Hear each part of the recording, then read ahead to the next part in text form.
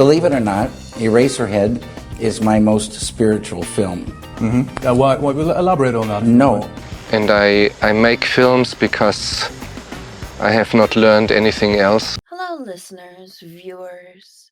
This is the Emma of the Impact podcast, where my guest picks a film neither of us have seen, and I might not begin the begin, but I believe still anything can happen on Halloween. I'm Emma of the Impact, and my guest is... I'm learning how not to do it wrong, because I am always pointing at nothing when I'm... Okay. And my guest today is... Showcase Showdown here. I'm gonna say it again, baby. Just for a good catch. Sandy, I fucking... And my guest today is... I am the Optimisty, aka Wayne, an MST3K super fan. Good to know. This might be relevant in our conversation. I take care of it while Emma is away. Optimisty, Wayne. What movie did you pick and why? Today I have chosen Gamera, Guardian of the Universe, which kicked off the high sci trilogy of Gamera films in the 90s. And Okay, I'm getting intimidated because I know eras and such, but kaiju, it goes so deep, and I'm learning so much about it. It does, and there's a whole like interconnected thing of history to that. And it's just okay. I'm like a kid through a candy shop, just running. Okay, I like this information over here. I like this information over there. Just like I'm geeking out. This is me, just like freewheeling geeking right now, and I'm loving every minute of it. Have you seen other Gamera movies, and what's your relationship with kaiju in general? Okay. What I was going to do too is I was just going to backtrack too for like why I chose this as well too. I just wanted to. That's so you. Oh, sorry. I'm such a backtrack. Don't be sorry. Ah. No one's allowed to be sorry on this podcast. There's no crying in baseball. There is no crying in baseball. Don't think I'm not keeping that in. I am. So let's backtrack, my friend. Oh, sure thing. The reasons why I chose this movie are threefold. One is I love kaiju movies to death. Love them. But I have to set the scene for you here. And the only way I can do that is by getting my Sophia Petrillo on. Picture this. The television broadcast schedule. Late 80s, early 90s. Television was a lot cooler back then for us young folks. You could come in after school and you could watch the Three Stooges beating the hell out of each other. Way cool. Yeah, it was the best. And you had martial arts theater. You had like Shaw Brothers stuff. You had really cool stuff like The Kid with the Golden Arm, The Five Deadly Venoms, 36 Chambers of Shaolin. And I loved all of that. But what was a real treat was every now and then, a local channel would kick off some kaiju movies. And it was mostly just the Godzilla stuff. I was all keen on this. I was all in the tank for Godzilla. Whether he was teaming up with Mothra and Rodan against a greater menace like King Ghidorah, or whether he was like fighting Mecha Godzilla, whatever he was up to, even if he was palling around with that little dopey son of his. And I even like that too. Don't tell the others. I don't know others. They feel me. Thank you so much. I So appreciate it. one thing people may have noticed is my robe that I pointed out to everyone. Please admire it. And I'm admiring it when I so see much the right shirt, I see something down there. The whole full shirt. Yeah, Gotta there go he full frontal is. on this. There he is. From Atlantis now, apparently. The first Gamera was less made for kids. I have not seen all of the films in the Showa era, but we both reviewed Gamera and Gamera Versus Gauss, or rather Yes. Gios. Yeah, it's like the pronunciation is like weird. They call him Gauss in like the American dubs, as we see on MST3K, and the Japanese cuts refer to him as Gios. What should we go with? Gios? Let's go for Gios. Yeah. Because that's the way I hear it in this movie. Yeah, The movie that we're going to be eventually talking about, the whole point of us being here. Right. So, that will track soon. this isn't Toho. This is Daya, a production company that got really popular because it funded and distributed to festivals, especially a little film, tiny little film Small. by some guy you might know. Who knows? I know Rashomon, directed by Akira Kurosawa, Mm. and it won the Palme d'Or. They kept on having those kinds of successes, so they had more money. Everyone at its peak, or maybe a little after the peak of people watching kaiju being popular in Japan, and they got a no-name director that had a failed series. It's already the little kaiju that could in its own way. Mm. But they had decent special effects artists and such. The first one's a hit, but the second one they get a big name director Mhm. and they demote the other guy It's a and they special make it effects more director, yeah. serious. They made it more adult, a little more adult. And but it bombed. It flopped. They put Rightly the so. other director, yeah, they put the other director, Wayasa, who's pretty much the spirit behind the Shoujo era of Gamera. Then we get some good ones, and we do get some stinkers. Gamera became popular with kids, especially since they were some of them were just really released as TV films. Mm. The American relationship with Gamera, they would change the names a little bit. Then after the third movie, which is Gamera versus Gaios, they pronounce those birds' names differently. I'm going with the one from our movie today. Our movie, yeah. We Our gotta go movie. Geos, baby. After the third show era, they got involved with AIP, and Roger Corman said, "Hey, if you put more Caucasians in this, it's gonna be more popular over here. It's gonna be easier for me to distribute over here." There's usually a child in these movies that is deeply Oh, connected yes. to a kaiju, and that's mostly true for Gamera. That is connected spiritually to Gamera one way or the other. Then after the third one, it's more common. It'll be a Japanese child and an Mm. American kid, and the first American kid is I don't think he's a Boy Scout, but he has a Boy Scout outfit on. It's but they probably call it something else. Gantz That's how versus Beerus, one of the very few ones not covered on MST3K. they wouldn't allow it. They couldn't send the devil, so they made it unavailable. They can't I'm busy sometimes. American audiences of the boomer generation, some of them watch, my mother being one of them, the Gamera films. It was mostly the Oh, wow. Godzilla films. There's not only these generations of Japanese children that grew up watching Gamera, and then some kids in the US watching Gamera. Gamera always being referred to as the joke. The Yeah, joke. he never got taken seriously at a certain point earlier. Until soon. This is a character that has children's appeal, even if the kids would joke that it's the lame one. But I again, from the little film that was supposed to be a big money maker, easy and quick, that could to what we have right now. When it comes to exposure, I thought you were going to say, because I know you're a fellow Misty, obviously, that you first encountered Gamera through MST3K, Mystery Science Theater 3000, which was a little show on the Comedy Channel and the Sci-Fi Channel. If you're young, I don't know why you're here, but Some uh, whippersnappers have Netflix. We can push them in that direction. nah, they gotta go save the world. Oh, they absolutely do. Counting on you now. Good luck, everybody. S- Only my last guest recognized who this is. Oh, wow. Crow. See, we need to educate people. We so need to W- educate We people. you gotta pass on the tapes, man. So Mhm. with MST3K, it's a show where there are little characters. Just in case, I've been told it's wildly niche, and that seems crazy to me. I'm like, doesn't everyone love this show? You would think, you would hope that anyways. A thing about Mystery Science Theater 3000, which spawned so many other YouTubers making little jabs and jokes. I did a whole movie once. You might remember that. Oh, But indeed. so within a lot of movie reviews on YouTube and such, there'll be a little snarky joke or a jab. And something that Mystery Science Theater 3000 pretty much invented, let's just say it that way, okay? Riffing on the movie. Mhm. But something co creator Joel Hodgson has said about the show is that they're dancing with the films. They're not just throwing stuff. It's like a dance. When you think of it more like that, it does feel the movie's in on the joke too. I Mm, like that. It's something I didn't that's a process great right interpretation. away watching the show as a kid. Everyone needs to be in on the joke.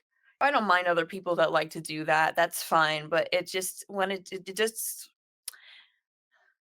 it's fine. Let's just end it. We will leave it at that. MST3K, I first saw it on the Sci-Fi Channel.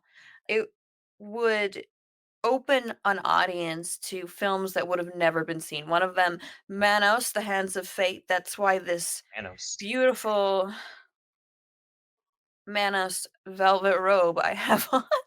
You have to applaud at home, people. You have to applaud at home for the Manos robe. I'm a Frank Frazetta of Frank Zappa.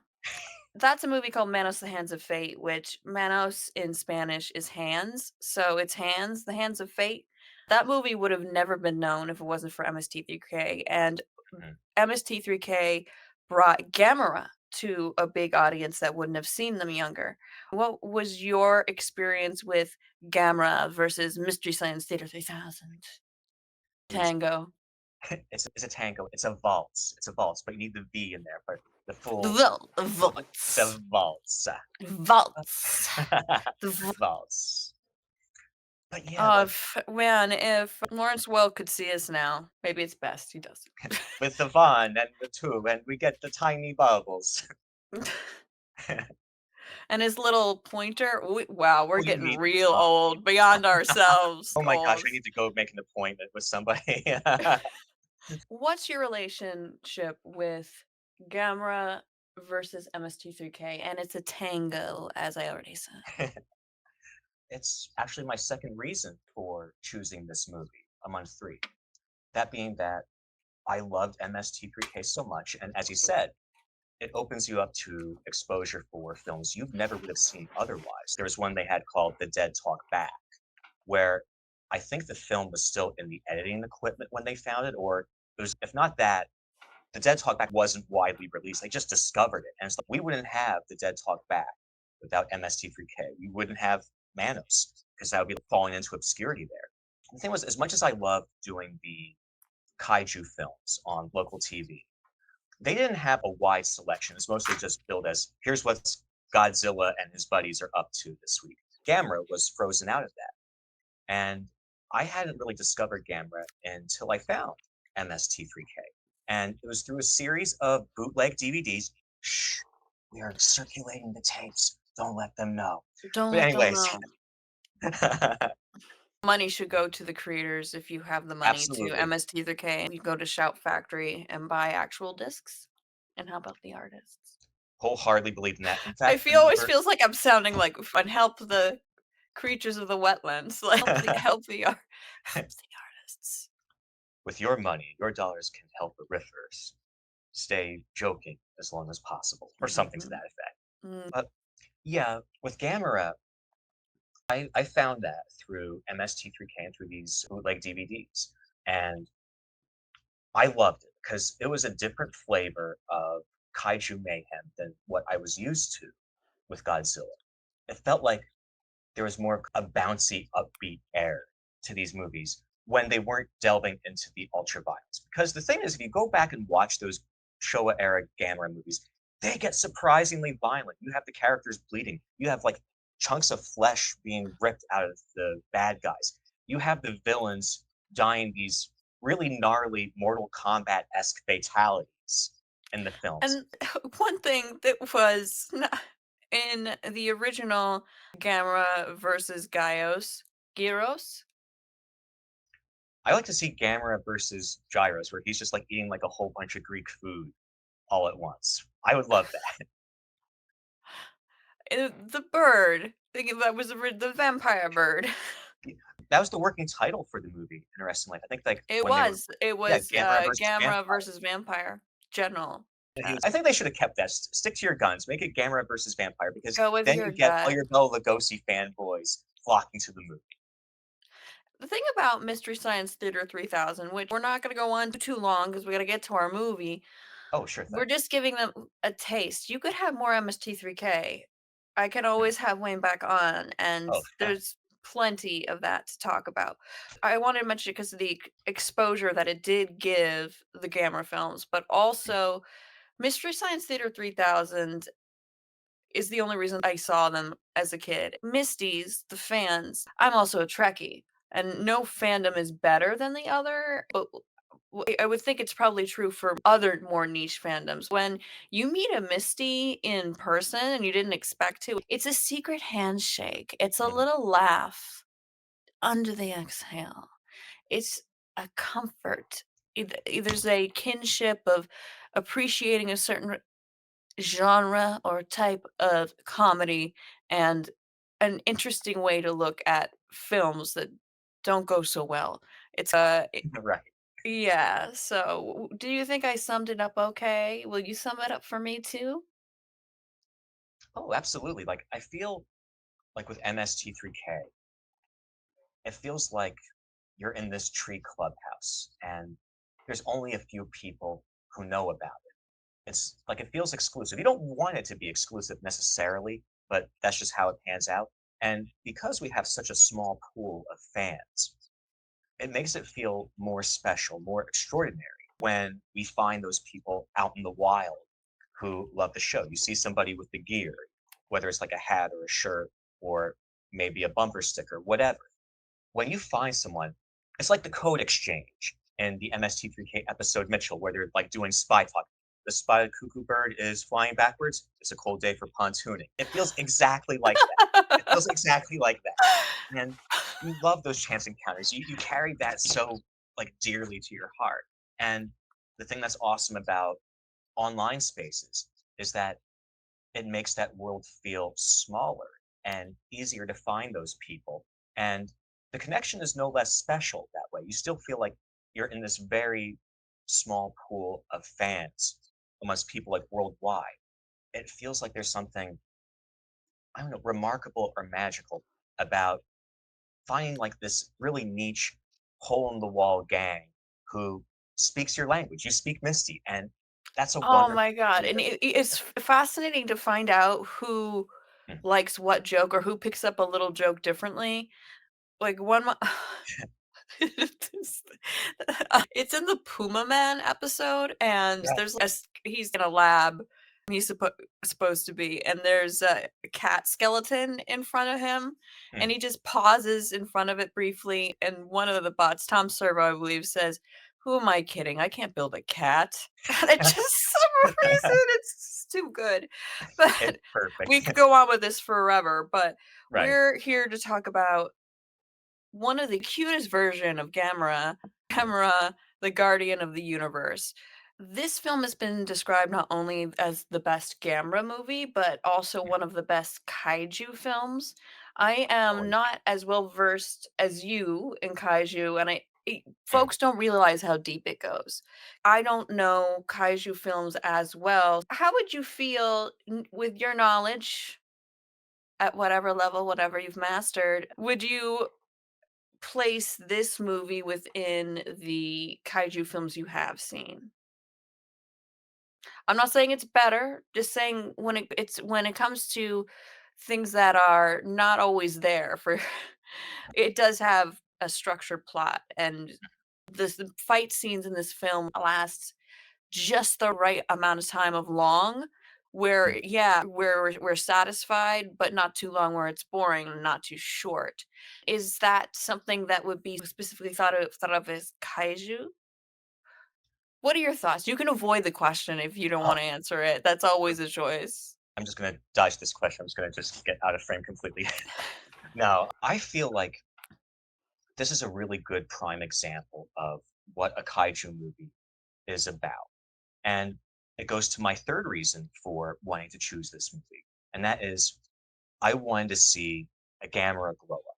Because right now we're in what could probably be called a real boom period for the kaiju movie, where in the past it's been easy to rule out kaiju movies to more discriminating moviegoers as just like junk food cinema, as okay, it's just two guys in rubber suits fighting. There really is no like artistic or entertaining merit. You're just seeing two guys duke it out. But the thing is, Oh, sometimes it's a monster that uses rainbows as a weapon. You gotta taste the rainbow when you're Brilliant. tasting Baragon. Brilliant. You love it. It's like he uses rainbows, and the one great thing, this is from Gamera versus Baragon we're referring to, Yes. where Baragon, I digressed. we digress. He uses his tongue as a weapon, and one of the actual honest to goodness, unironic lines delivered in that movie is the monster can destroy anything using its tongue. And so that's a line. That's, as Crow would say, you try saying that without laughing. But I yeah, those movies were like super silly in a good way, that they were entertaining, but it felt like difficult to take them seriously at times. But in recent years, you've seen the kaiju movie get a whole lot of credibility and a whole lot of respect. We saw a chunk of that with Shin Godzilla, a movie that was previously covered here on this very podcast. Mhm. They really put an exclamation point on that with Godzilla minus one, which has just been amazing. And with these movies, you saw Godzilla get a real glow up. That he's not just okay, the silly like cartoon-eyed monster who's just like pawing at whatever villain he's fighting against. And to put kaiju movies under that really limited vein is folly because there's a lot of like serious thought that's going in on those, particularly because kaiju films look at those societal and cultural anxieties. Godzilla was all about the fear of what have we done with nuclear weaponry and everything. And Godzilla versus the smog monster rose fears about, okay, what are we doing to the planet by all this pollution, by everything like that we're doing to inflict harm upon our home planet. You see these types of cultural and societal anxieties play out in these movies, and they've really been amazing in having a platform, okay, for showcasing and delving into those anxieties and worries. And the films themselves have just been like massively entertaining. That with the non-Godzilla stuff too, like Pacific Rim, Guillermo del Toro, absolutely rocking it out of the park, or Colossal, which is with Anne Hathaway taking control of a kaiju. It goes into like much deeper concerns here than okay, she has this giant monster that's causing all these problems. But yeah, like we've been seeing monsters get like a real glow up in these movies. Godzilla's got it. It's wonderful. King Kong through Peter Jackson and Kong Skull Island, the MonsterVerse. We have that with Godzilla's Rogue Gallery, with Rodan, with Mothra, with King Ghidorah.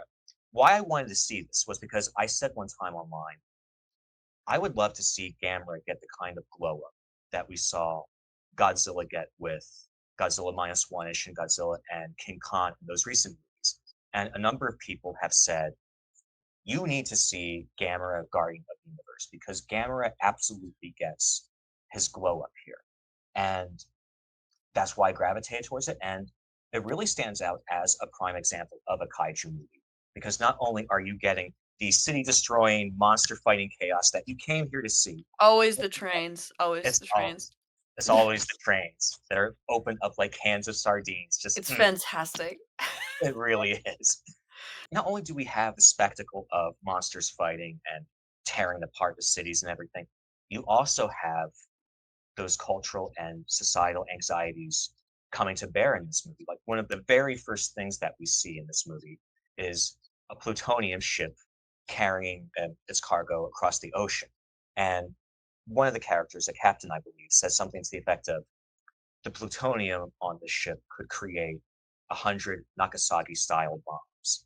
And you're seeing, like, they could have not used that line, but they went for this very specific line. In fact, you have one of the characters, Ari, saying, it's just like inhaling a millionth of a gram is enough to cause cancer. They could have just used that line to just establish what a danger there was in transporting the plutonium. The line is dealt where the character says, the plutonium on this ship could create 100 Nagasaki style bombs. The threat of nuclear weaponry is still very much being meditated over, just as it was with the first Godzilla movie back in 1954.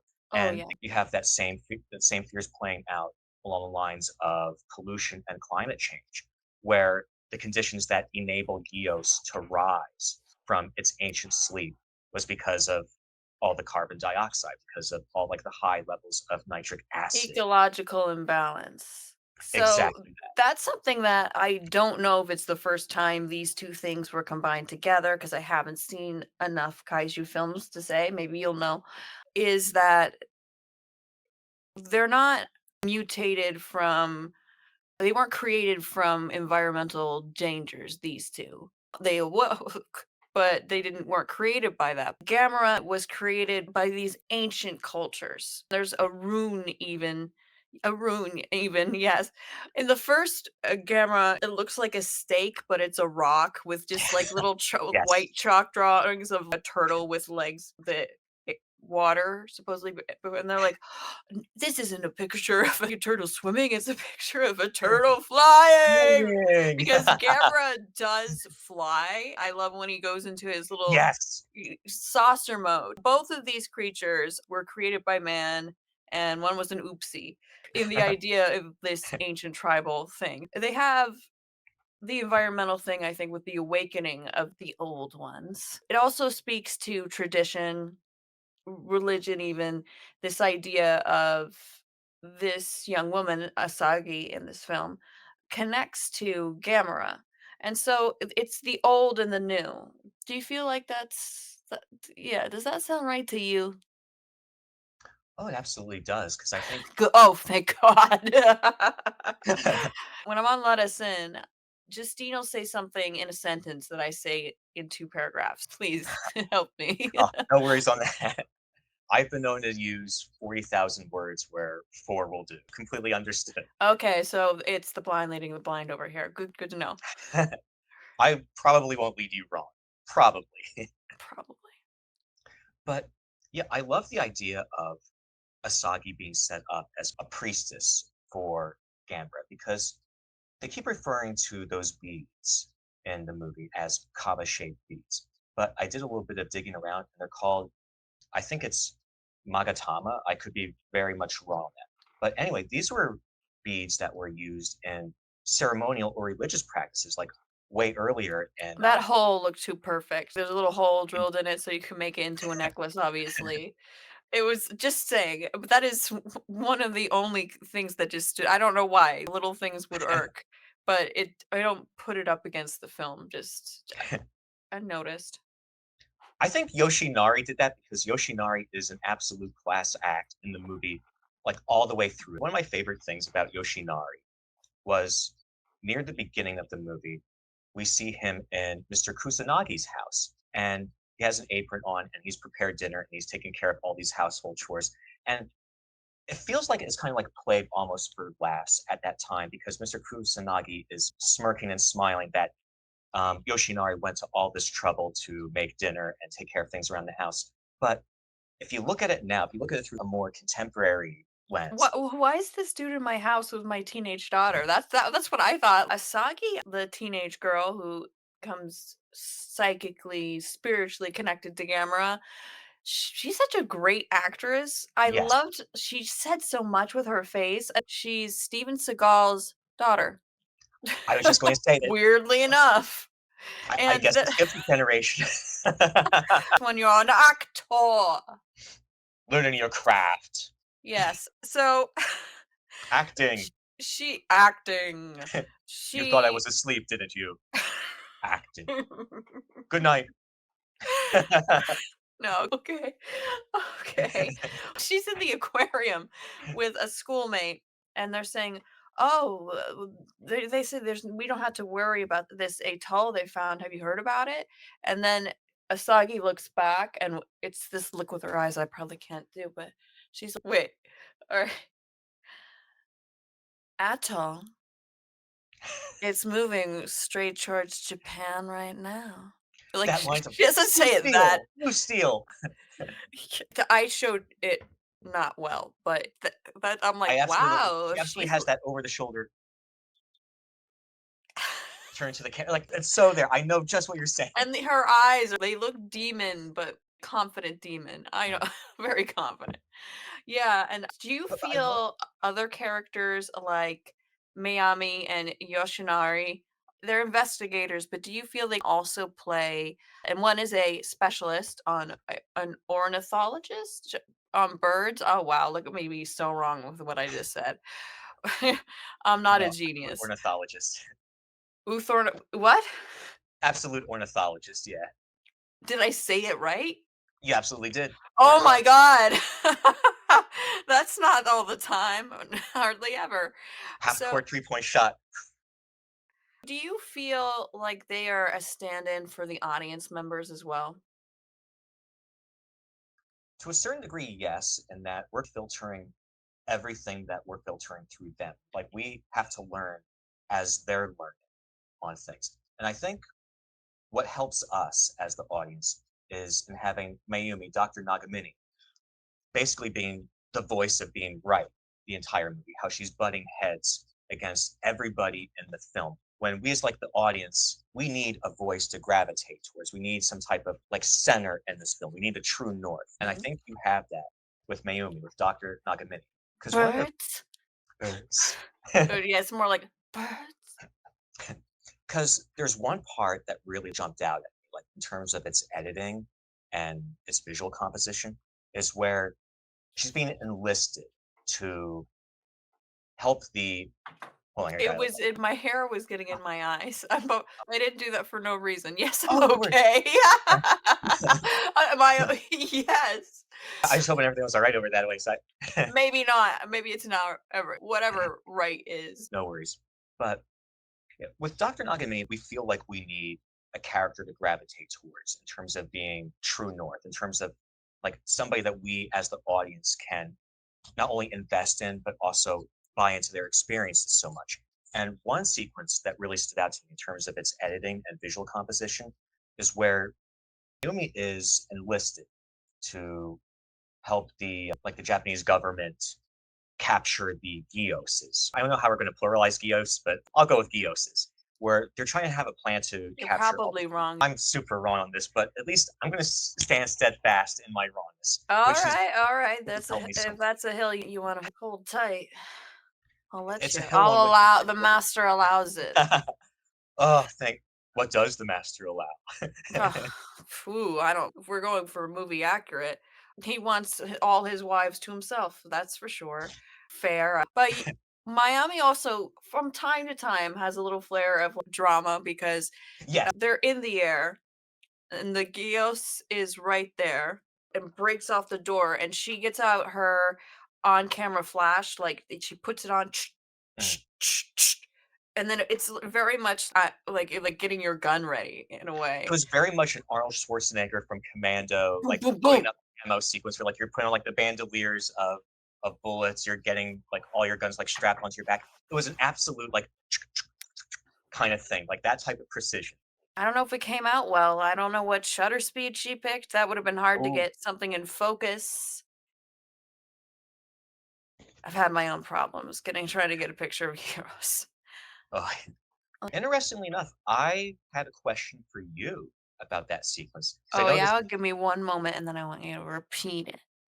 Oh, absolutely. I feel like I'm Judge Judy in this. Now, see, You I didn't would call the cops? Why not? not. Why not? Were you drinking and drugging? No. If you were to host a court show like that, wearing the Manos robe each and every time, like you'd have a viewer for life. I'm just saying. That's all I ask for. And good We're gonna get you that conversation TV with show. cool people about film. I actually had a question for you in all this. For moi? For you, It's moi? pour vous. Ooh. And that's about the extent of my French right there. But anyways, so I was thinking one thing that really stood out to me was it felt like a very deliberate sequence where we have Mayumi using the camera on Dios as it's attacking the helicopter. And it's the bright lights of the flash bulbs that get Gios to back off. And they could have done the whole bright lights thing through any number of means to establish that. But they specifically chose the imagery of Mayumi using a camera to get Gios to back off, and that saves the day. So, my question for you as a photographer, as someone who is rocking out the photographic arts, what do Thank you make? you. Oh, very welcome. What do you make of the idea of her using a camera to save the day. The power of the camera. There is a power to the camera. I have a belt, so it is like a gun. I don't know why I don't like guns, so I don't know why this. I don't think of cameras as weapons like most normal people, but when it comes to like you feel in charge for of what? Who knows? So I have one where my big Nikon D850 just is there in my holster. I do love when I have to. Nice. In a lot of old movies, you've noticed people will use the flash on cameras to get people to go away. It's something we have seen, and it does. I don't Yes, know. spark I back your guess rear I think I window and now have to explore the relationship between the camera and the gun. because Why like was that the first thing? because I But feel like cameras like really have like you've had that as far back as Rear Window and as current as Get Out. Like the idea of the power of the camera to change the course of things. And that to me is such like a radically profound notion. I thought it was cool. I thought it was cool. Also, some individuals, even though they seek closeness, they're really afraid of it. They're afraid to be seen, and maybe Oh, that's the problem with guys. maybe that is Guy, I'm Gios. saying it wrong. What am I? Yep. Wow. Tell me. All roads to Gios, I think, are going to be correct here. So no worries on that. I think it's Gios. I think that's how they were saying it. What do you And think of Gios? What do you think of the foe? what I think is interesting about Gios is that out of basically like everybody in the Gamera Rogues gallery, he seems like he's probably like one of your most formidable threats to Gamera because of his ability to fly. Because what sets Gamera apart from Godzilla, except for this part where Godzilla is actually copying off of Gamera's riff by using breath to make him fly in like the goofier Showa era movies, but that's neither here nor there. Gamera's ability to fly like gives him like a massive advantage over a lot of other kaiju, like the ground-based Baragon or the sea-based Zigra, and so on and so forth. But with Gios, he loses that advantage specifically because Gios can take to the air. And Gios, what I like about him here more than in his Showa era appearance, is that he feels very animalistic. I think a big part of that is due to the movie's reliance on practical effects rather than CGI to create these characters. That we have this puppet, that we have these props that give Gios his physical presence. They're able to use that to make him seem much more interesting and much more of a threat. Like when he's becoming bigger in the forest, there's like these horrible, like slimy sound effects as we see him growing and The growing. effects in this are great, where they're Yes. using a mix of the old-fashioned ways with suit and models, but also Mhm. a little bit of CGI. So the fire coming out of the limbs of Gamera as he goes into the air, awesome.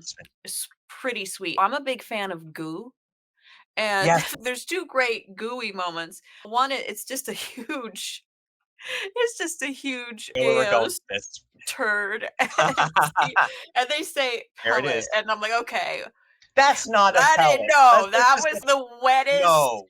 They zoom in on it. A lot of it looked like possibly mashed potatoes or something. They do dig through the bird poop and they do find the missing guy's pen. The other goo moment that I loved was Yes, yes, the when second the Gumo. eggs were coming down the Tokyo Tower and Yes. it's purple. It's not grape, but Right. it's that's a conversation that trust us, it makes sense. It made perfect sense at home, folks. It does. A metaphor, if you will. uh, a goop, and I love the goop. The It was a goop fun is part of it. magnificent. How do you feel about this film when it comes to older than time Atlanteans? Maybe that's the language on the rune. Could very well Uh, be. yeah, and using the rune and using the amulet that helped her get closer to Gamera because Asagi has her psychic spiritual connection to Gamera. The old and the new. What do you feel about how that's portrayed? What I loved about the old versus the new is that I think it goes to show how things can be cyclical in this movie. There's a great conversation before all hell breaks out in the third act, where we have Yoshinari and Mayumi at a bar, and they're talking about the current situation going on with Gios. And they're saying, like, why here and why now are all the Gioses coming out? And they suspect that has something to do with the climate change, with all the elements being right. It gets into the whole idea of they'd created these things. These ancient civilizations created the Gios, and they left a terrible heritage by doing that. And Naomi says, It was we're an creating our oops. own heritage. What's that? It was just an oopsie. Oops, all kaiju, kind of oops, all berries cereal, but I've made a deadlier. huge little mistake, or whatever. I sunk the yacht. There's always money in the kaiju state.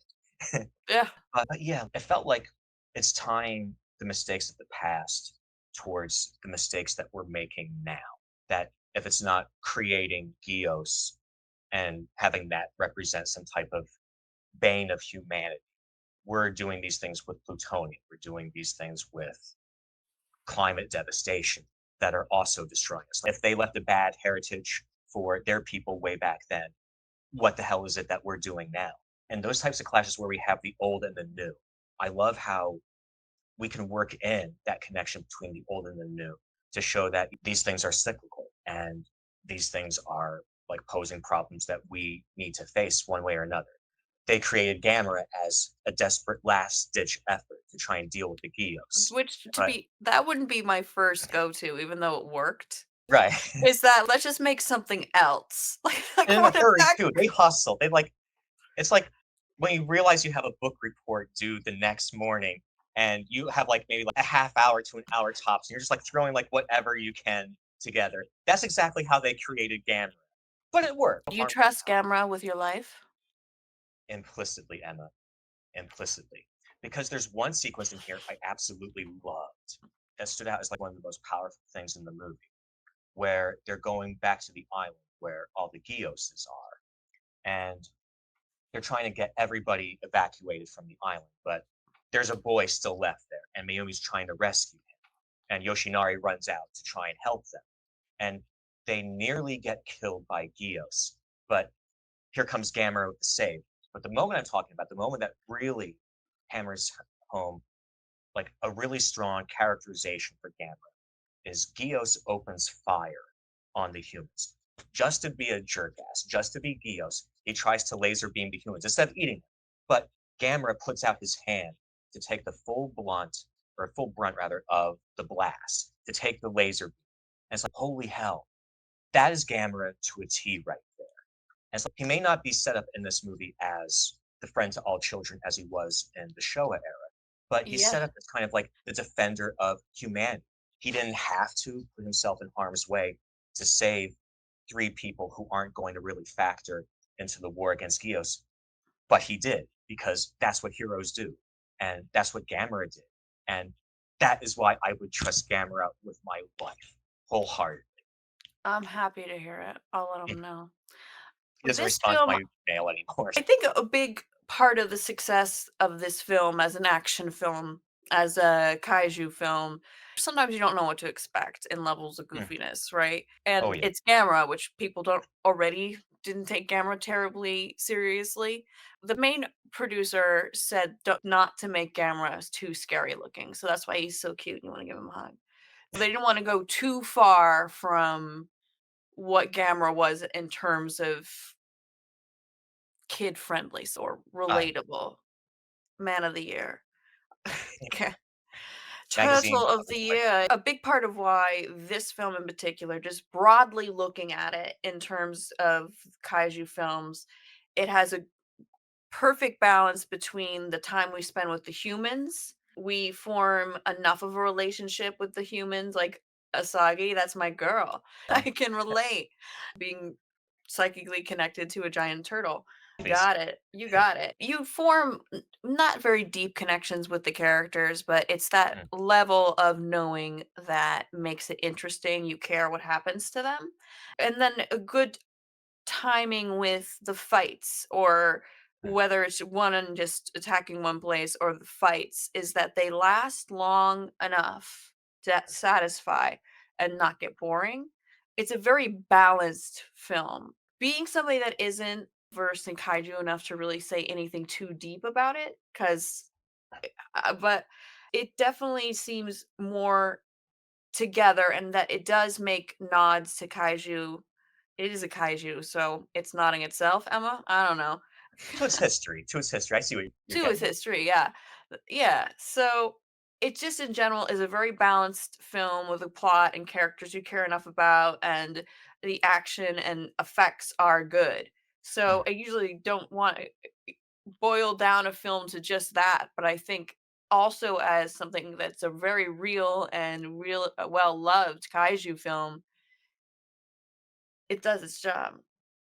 And It what do you totally think does. makes this movie special? Different than the others, or I think you have to look at, like you said, the human element of things. And the one thing I loved was the Yoshinara and Mayumi like subplot, like how we don't go full on with a love interest subplot that's like super obvious and super forced in there, but it's played through with kind of these playful, subtle shades that I really like. One scene in particular I love so much was when they were in the baseball stadium trying to capture all the Gios monsters. And Mayumi says, "Okay, I'm going to go down and see what the situation is on the ground." Yoshinara turns towards her with this look on his face like he's discovered women for the first time, and he has this expression on his face that looks like he's about to say the Home Improvement Tim Allen sound of, "Uh?" uh? And I Oh, like we're it, and, like, there's millennials. such a sweetness that pervades the film like that, where he's clearly intending to see her again. And what does he bring with him? He brings a watermelon as a gift, which is a luxury as it is. And Mayumi's assistant says, "No, you're not going to see her here. She's over at the island." As she starts to leave, she throws him this one quick, subtle look that says, "Oh, so that's how it is with you two." It's a blink and you'll miss it, but I love that. But for me, there's two more scenes that really captured like the human dimension of this film, which makes this very special and sets it higher than a lot of its kaiju brethren. Is one where Yoshinaro and Mr. Kusanagi are riding the car together to the island, and Yoshinaro is basically fixated on Mayumi's safety, and Kusanagi is giving him no end of crap about this, saying, "Oh, you're just acting that way because she chose the birds instead of you." He doesn't respond to the ribbing. He just says, "I just want to know that she's okay facing these things. I just need to know that she's all right." And that totally takes the air out of Kusanagi's joke as he realizes, oh, he really does care. That isn't just some type of like silly, frivolous thing with him. But the one thing above everything else that absolutely makes this for me is one line near the end, one line where we have Yoshinara talking with Mayumi, and he says, "Someday I'd like to show you around a monster-free Tokyo." And she says, "Thank you." And there's such a That's sweetness about it that I'm like, "Oh it's my not a god!" Like, yes, though. I'm it's just not a yes. It's a thing. it's That's not a very true. yes. It's not. It's It not a could yes. be could be in the translation, but thanks. But Does that mean yes or no? I wouldn't know how to respond if I say, "I'd like to go on a date with you," and they say, "Thank you." What? but And when you look I'm standing in front of this person, at, this hypothetical person. It'll never happen that way, thank God. hey, thanks. Oh, It's I just like don't know. little I don't know. I can't predict other people, hypothetical people especially. saying up Mayumi, where it's a brilliantly edited and composed image where she's being enlisted to help the Japanese government capture the Gyoses. And when she's basically tasked to this, the very next image we see is a shot of these crusty men, the like the cabinet in the room. You feel like you're in a very male-dominated space. It feels like the Japanese equivalent of the shareholders from the substance. It's like, oh god, so she Oh, walked into yeah. that now, didn't she? But Or when Clarice Starling goes into the elevator at her training center in the FBI, and everyone's so much taller and they're all men.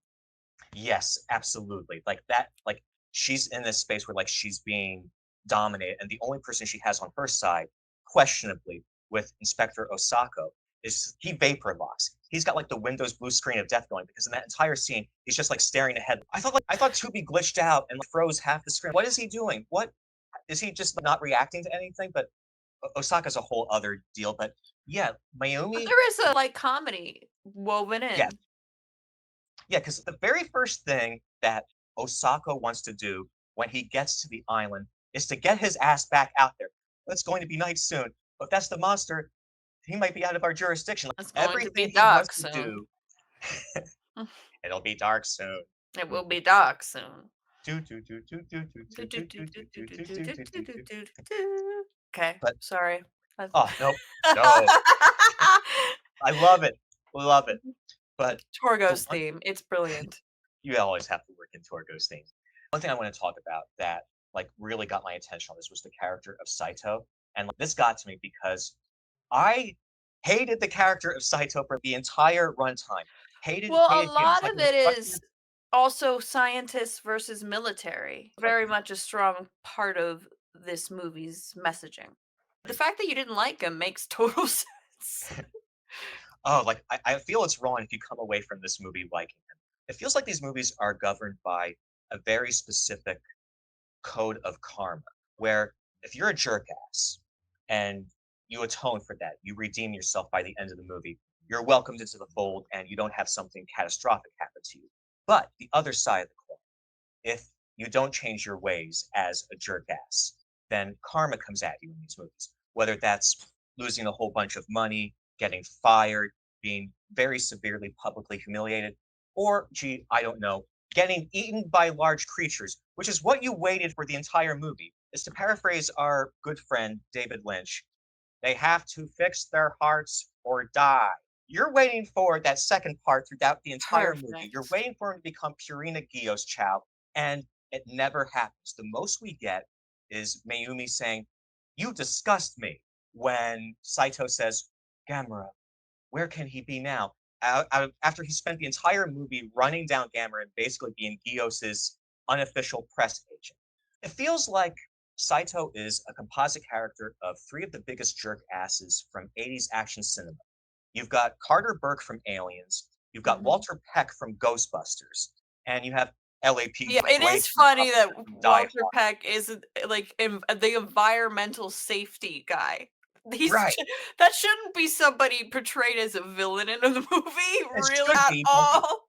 But no, I do absolutely. I do get the vibe, but I'm like when you think about it, you're like, wait, the environmental guy is the bad guy? Your It was a machine different is time. probably hurting the environment. You gotta know. But we can't let the dead roam around and do goofy, silly, slimy things in these hotels. Now, maybe it'll break more holes in the ozone layer, but Yeah, it's like you can't shut down those containment packages. But to be perfectly clear, I love the actor, what he's doing here, Hirotaro Honda. Hirotaro Honda comes through big time. He's great. Love what he does as an actor, and I'm not throwing any shade at him. The character, though, God, loathed him, loathed him. And I feel that also like engages you so much in the movie that you're given somebody that you love to hate it's like so much. you know they're gonna get eaten. You're like, when is it gonna happen? It's the Get eaten, excitement. And you're like, right? finally. You're waiting for it, like eaten, laser beam, blown off the building by flapping Geo swings, anything, but we don't get that. And I don't know, maybe another movie down the road. But like the other, like just some other like quick things I wanted to say too Yeah. was it feels like a lot of what we saw in Shin Godzilla was predicted here with the bureaucratic jazz over everything dealing with the monsters, like the refusal to fire on these monsters Or unless even they open fire, fire. or even a refusal to give a theory about what it is, as Yes, because that's why they had to get the ragtag team of scientists who aren't afraid to say it's a giant monster. and there's so much energy being wasted over giving these things names and like why are we naming these things as we are? Again, we see that predicting what would happen with Shin Godzilla, how there's like a whole to do made over what do we call this thing? And what's also neat is like we see like a whole bunch of financial and economic considerations given to the disaster, just as we do with Shin Godzilla. The price of red snapper goes up. That's because you've got the giant monsters fighting in the water. The global market is in chaos. That's because the giant monsters are screwing with what's going on with the stock market. That gum you like that's going to come back in style, it's not going to come back in style because giant monsters are screwing with that too. Gah, They're such a perfect villain, aren't they? Or they not. really are. Isn't Gamera? He's almost a hero in this one. He's not a. He is the hero in the. Is he the hero in this one? He's a designated hero, and that basically, as they said with the runes, he's the last hope, and we will bestow him in the cradle of time. May he awaken in the shadow of evil, Gios. Except the thing is, You're while I our love last Gamera, hope. the very last hope. And you love Gamera, but at the same time, if we're going to play devil's advocate with Saito, and oh my god, it like burns me to have to do that, there's a lot of collateral damage that Gamera racks up unnecessarily over the course of the movie. Although Oh it does, yeah, although but it does, it's not malicious. He it's can't not help it. malicious. It does lead to one of my very favorite sequences in the movie, the last sequence, where we're waiting for Gamera to return, and Asagi, sensing him, says, and she whispers this too, he's here. And with that, like all hell breaks loose. Usually Gamera in these movies comes in from the sky, or maybe you see him come in through the sea. No, he's under the ground and he's tearing shit up left and right. You see a manhole cover burst up like it's the opening of the Ninja Turtles cartoon. And the So whole he's an last, Earth sign. I bet he's a Taurus. oh, we have to look into that. We have to give that some consideration. And yeah, like that whole last part is just like gold. Like it's pure on it's like I said, we get like little bits of action here and there. And it's all for this last part here where we have this fully sustained action sequence for the last chunk of the movie. And Just the perfect amount. it's perfect. And Gios is so animalistic in this, where during their fight, he takes to the air. Again, this is what makes him such a formidable foe for Gamera. He takes to the air so he can just slash at Gamera's face with those talons. And then Gamera, realizing he has to counter this, goes snicked, gets that elbow blade out, slashes him across the stomach, which knocks Gios into a building. And we get this great point of view shot where Gios's head comes through the office building.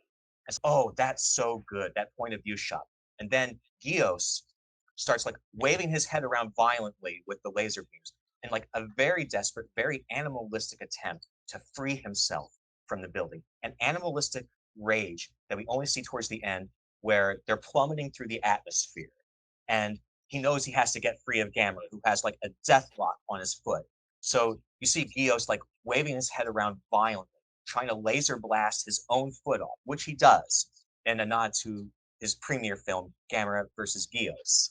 And oh my gosh, it's wonderful. And you have a Wild West standoff near the end.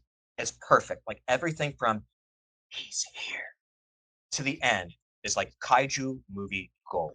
20 out of 10, A plus, no notes. No notes. I don't want something that I want to ask you. I don't know if it's because you and I are both people that have seen Gamera, even though we weren't like super close to it. We've seen Gamera before this film, and I feel like Gamera has heart. Like, don't you feel that Yes. way?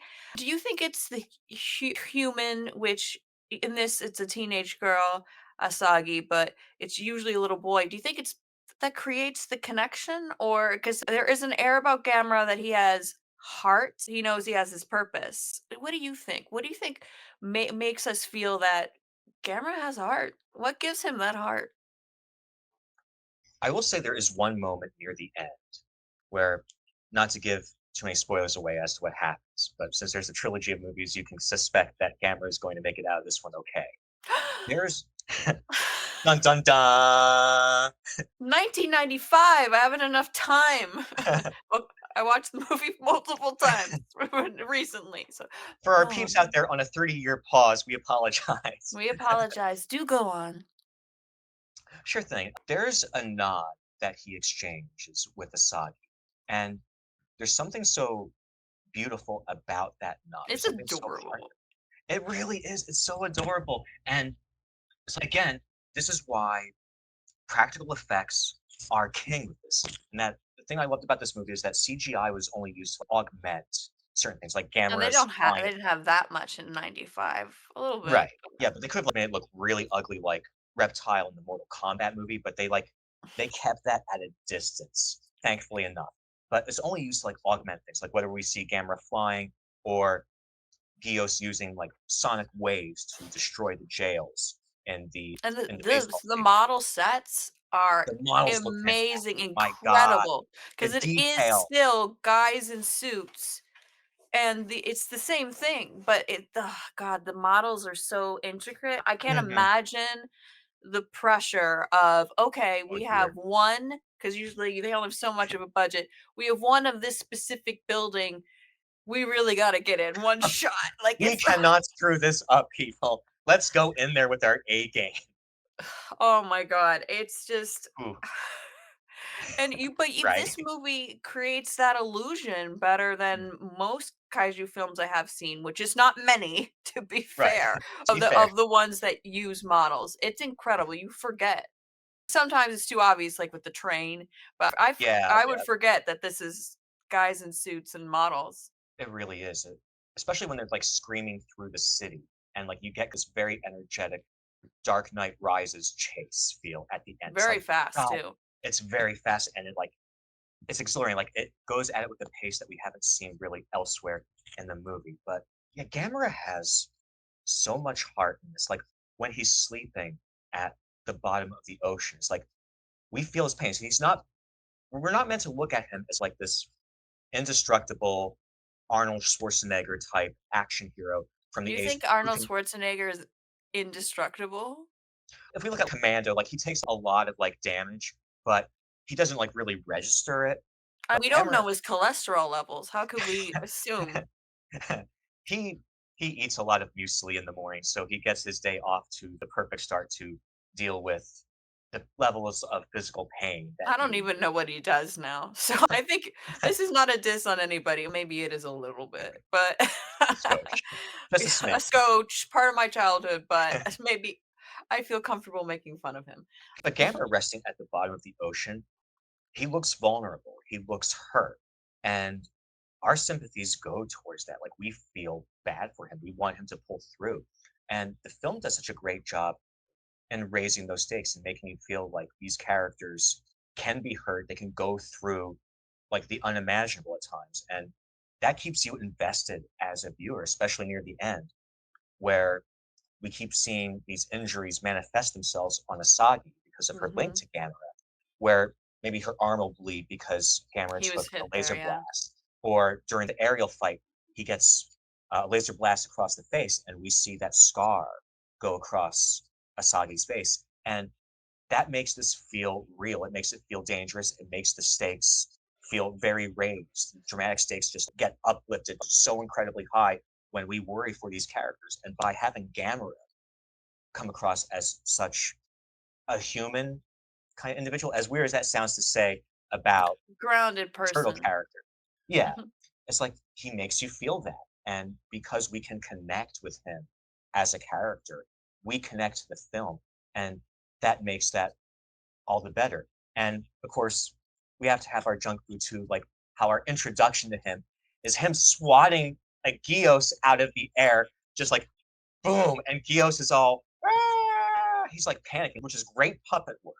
It's like Gamera smacks him You into a described it gigantic perfectly. explosion, It's like I'm watching it right now. and it's you want to throw your hands up like that one image of Martin Scorsese and go, absolute cinema. This is why we see kaiju movies right here. I think I wonder if he's a fan. He probably is. Maybe not I, of Gamera, but kaiju in general. I don't know. I It's like to probably think so. somewhere. How did this film make you feel? I really love to answer this because this feels like a very personal deal for me in that this movie felt like a time machine of sorts. There's a very nostalgic vibe that permeated this film that made me feel like I was back in the early 90s watching these creature features on TV. And I love being able to just unabashedly, unironically cheer at the big moments, at like those big fist pumping deals where Gamera does something to save the day or protect the characters. and you felt like Boo hissing the characters who were doing like the terrible things. Like whenever Saito was just such an obstructive jerk, or Gios eating the train full of people. Like these were things that really had me like feeling like I was watching a kaiju movie from not made in the early 90s, but when those early viewing habits from the early 90s, where I would like Hey, area. yeah, like Mothra versus Godzilla, where you just feel really connected to the main conflict, or you're having a laugh at any of those moments where Rodan is giving Godzilla like no end of sass, and it's beautiful to watch. And when you can invest with those human characters who make you feel something way past the spectacle, and because of that, it felt like it was the total package, and it made me feel like I was at home. It felt cozy. It felt like a big, warm, kaiju-esque hug. And I love that. I love being able to feel that. And what's more is that I'm the optimistic, and I felt optimistic that we could see a real glow up for Gamera down the road. That maybe he'll get his Shin Godzilla moment in the sun. Maybe he gets his Godzilla -1. Or as they were proposing when they were making this trilogy of movies, they toyed around with the idea, but it never went past the planning stages of Godzilla versus Gamera. And maybe we see that idea resurrected somewhere down the road. And this movie made me feel that such a thing could be possible There's 2 because after this. there's two after this. And it made me feel like, really, if they want to put the money and the time and the creative energy into it, the sky's the limit. And that's a great feeling to feel that you could see something magnificent unfold from somebody going back to these movies and saying, you know what? We've got something great with these high sci era Gamera movies. Maybe we should try to improve upon those. Maybe we can make the wheel even better. So this movie made me feel nostalgic, warm fuzzies. And What so love deep. you have for this, and it shines through the screen. We can see it, and it's a beautiful thing. Are there any projects or anything you wanna promote? All of Wayne's links will be down below. As luck should have it, I'm doing kind of this research assistant gig for this project called the Emma of the Impact Film Podcast, and I encourage all of you to support it because it's just a fantabulous, wonderful thing that I am so happy and so proud to be a part You just nepoed me out. of. Like, you just come on. You just lobbed me a softball. I was going to hit that way out of the park. Ugh. Ugh. It says hi too, by the way. Who does? A Oh, friend. a We have friend. Gamera stunt double for the benefit of those who are just listening to us. We have Or a Gamera's stunt double better in the thing of the studio. tablet. Oh, we gotta find the stone tablet, runes, something that tells me what this guy's been up to. It looks like it's something you could easily make in your crafting table if you're going off the first camera anyway. But Totally, we wanna say goodbye, don't we? that we do. Yeah, And so as Carol Burnett so aptly put it, I'm so glad we had this time together. lovely singing voice, and I appreciate you coming on. It's an honor to have you as my guest. So, listeners, viewers, we are saying goodbye. But when your parents tell you to get rid of your turtle, kill your parents. Trust yourself. Trust yourself. There it is. Goodbye. Next time on the Emma of the Impact Film Podcast.